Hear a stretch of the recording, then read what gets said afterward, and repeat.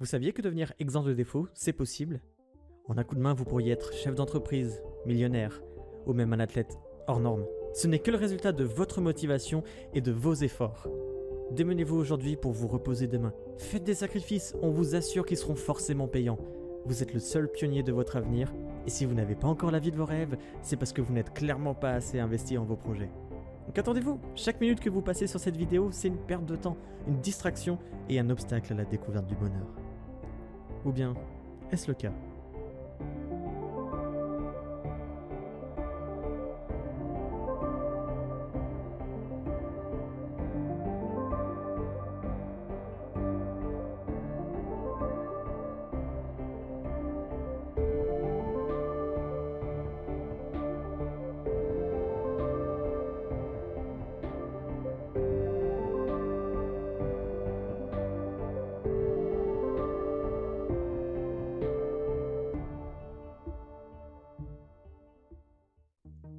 Quel meilleur moyen le matin pour se motiver dès le réveil que d'ouvrir Instagram et de lire quelques citations méritocratiques. Pour progresser, il paraît censé de faire confiance en ceux qui ont réussi. Ils ont bien raison de faire la promotion du travail acharné, ça finit par payer, il y en a plein des exemples. J'ai décidé d'être heureux car c'est bon pour la santé. L'homme qui fait plus que ce pourquoi il est payé sera bientôt payé plus que ce qu'il fait. Parfois on en vient à repenser ses choix de vie, la façon d'investir son temps et son argent. Et souvenez-vous de ce qu'on vous a appris à l'école. L'humanité a construit un empire à l'aide de scientifiques acharnés, grâce aux penseurs à contre-courant, aux musiciens et artistes qui donnent leur vie et leur passion jusqu'à en mourir sur scène, des gens d'une grande importance qui marquent l'histoire encore de nos jours et qui lèguent un héritage culturel incroyable. Ces personnes inspirent les populations. Qui n'a jamais rêvé de leur ressembler? Et dans un sens, on se dit que c'est possible. Bill Gates avec Windows, Steve Jobs avec Apple. Même en dehors de la tech, des modestes entrepreneurs arrivent à changer le monde. Ingvar Kamprad, le créateur d'IKEA, vendait à la base des allumettes. Walt Disney était au bord de la faillite pour construire son premier parc Disneyland. Des génies qui ont su parier sur leur avenir et mettre à risque tout ce qu'ils possédaient pour accomplir leurs objectifs. Et en effet, personne ne croyait en ces gens, et c'est leur persévérance et leur culot qui en font des exemples inspirants. Mais être inspirant, qu'est-ce que c'est ? Est-ce que ça consiste à des phrases poignantes, montrer uniquement ces exemples de réussite ? Ou est-ce que justement ça ne saurait pas faire preuve d'authenticité et de transparence en montrant autant ses réussites que ses échecs, ses qualités que ses défauts ? Chacun trouve son modèle là où son cœur l'entend et il n'y a probablement pas de bonne façon d'avoir un impact positif sur le monde. En réaction à cette culture du travail, le nombre de personnes se donnant corps et âme à leurs projets ont augmenté en flèche. Entre 300 000 et 400 000 personnes lancent leur micro-entreprise chaque année en France et le rythme s'accélère. Entre 2017 et 2018, le nombre d'auto-entrepreneurs a augmenté de 15% contre 8,3% en moyenne par an depuis 2011. C'est le libéralisme qui nous a permis de nous désincarcérer du patronat et nous offre des possibilités de carrière personnalisées, construites sur nos passions et nos valeurs.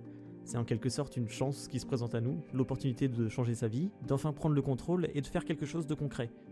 L'idée est renforcée par les réseaux sociaux où l'on peut voir des youtubeurs s'affranchir du monde de l'entreprise traditionnelle, des blogueurs, des influenceurs vivre un rêve à base de voyages et d'expériences. Certains nous vendent même des rêves en expliquant comment faire fortune dans la finance, en plaçant de simples investissements, en misant sur le bitcoin et j'en passe. Vivre dans une villa à Los Angeles, gagner des millions à 20 ans et organiser des soirées démesurées chaque semaine. On y a tous droit, il suffit de se bouger. Le revers de la médaille, c'est l'ubérisation de la société, où une majorité d'entrepreneurs est considérée comme des salariés déguisés. Alors on le sait, ça permet aux entreprises de ne pas payer de charges sociales et de pouvoir travailler avec qui bon lui semble lorsque c'est nécessaire. Et je vais pas faire toute une thèse là-dessus, ça a déjà été très bien expliqué dans de nombreux reportages. Là, ce qui m'intéresse, c'est les revenus de ces auto-entrepreneurs. C'est beau d'avoir des ambitions, de se lancer, de créer sa boîte et de bosser 80 heures par semaine, et je dénigre pas les efforts que déploient certains pour essayer de vivre un job qui leur correspond. Il faut cependant être conscient que plus de la moitié des auto-entrepreneurs, dont c'est la principale source de revenus, déclarent un chiffre d'affaires inférieur à 10 000 euros, et 26% ont même un résultat inférieur à 3 000 euros. Sachant que le SMIC annuel est à un peu moins de 20 000 euros, à 35 heures, ça fait réfléchir. Mais vous êtes libre au moins.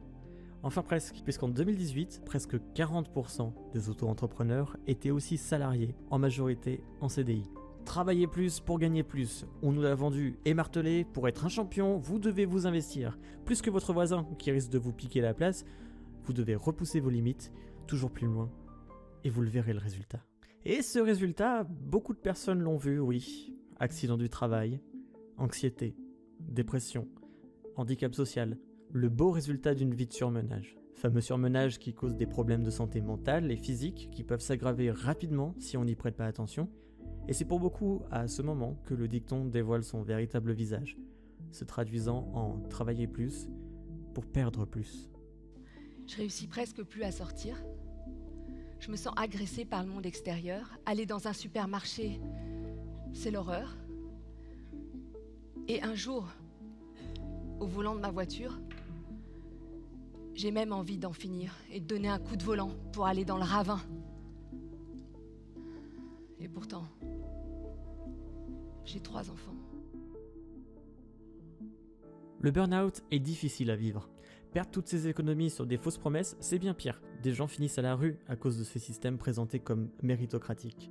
Mais la méritocratie, mise en place après la Révolution française, avait surtout pour but de justifier la place des élites là où ils sont et apaiser le peuple.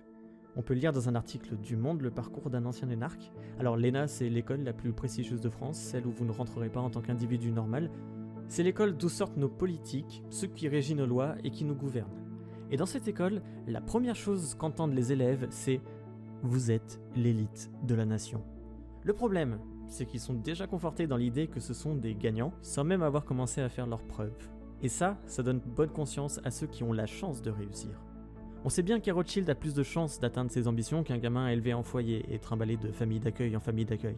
Il y a certainement des développeurs presque aussi habiles que Bill Gates qui n'ont pas réussi à devenir la personne la plus riche du monde parce que dans un secteur concurrentiel, beaucoup ont du mérite, mais peu réussissent. Et ce qui sépare les deux, c'est la chance. Après, le facteur social est également trop négligé dans la mesure de la réussite, puis d'une certaine façon, on fait aussi du mal à ceux qui n'y arrivent pas, ceux qui donnent et qui se battent au quotidien, mais qui chaque jour ont des difficultés à atteindre leurs objectifs ou finir leur fin de mois. Parce que le sentiment de réussite est plutôt subjectif et relatif suivant les mentalités et la culture de chacun, mais il est surtout accessible grâce à un panel d'armes qui est tout simplement pour certains hors de portée. Après tout, la volonté de produire du contenu motivant, elle est essentiellement commerciale et gratifiante pour ses auteurs. Se sentir bien à l'idée de croire que l'on aide foncièrement des gens de manière désintéressée, ça donne un coup de boost à sa propre vie. Ça peut paraître hypocrite, mais ces gens jouent sur le mal-être des autres pour valider leur comportement et leurs actions justicières. Une technique répandue en politique, visant à créer et alimenter un problème pour conserver la base des lecteurs et maintenir son pouvoir en place. S'assurer de continuer à régner sur les autres tout en faisant miroiter un changement imminent, possible et faisable. Et si ce changement arrive, alors ils n'ont plus de raison d'exister. Quand on n'y arrive pas et qu'on se sent comme un échec, c'est un sentiment de rejet qui s'installe. On a l'impression que toute la société nous juge en renvoyant une image de soi comme quelqu'un qui travaille pas assez ou qui se donne pas assez les moyens. Et souvent c'est faux. On stigmatise les classes sociales défavorisées en disant que ce sont des feignants, des voleurs, des dangers et qui profitent. Sauf que quand quelqu'un est persuadé d'être la cause de sa stagnation professionnelle, ça le pousse généralement au surmenage, qui le rend malheureux, qui sabote sa productivité et qui lui renforce l'idée de ne pas bosser assez bien et assez longtemps. Quand on sait que les efforts sont souvent payants sur des petits projets, il faut rester lucide et admettre que la chance a une part plus importante, que des gamins de familles à succès auront plus de chances et d'opportunités à efforts égaux, parce que le monde est malheureusement injuste. Cependant, il faut pas se laisser bouffer. Le bonheur, il n'est pas dans le regard et l'approbation d'autrui. Le bonheur, c'est une porte qui se trouve en chacun d'entre nous et on a tous une clé différente pour la déverrouiller. La famille, les amis, le repos, les actions, les voyages, l'argent. Penser à une vérité universelle, c'est asservir une société. Et on a tous les moyens de s'affranchir de l'esclavagisme moderne. Pour ça, il suffit de croire en vos rêves et non ceux qu'on vous impose.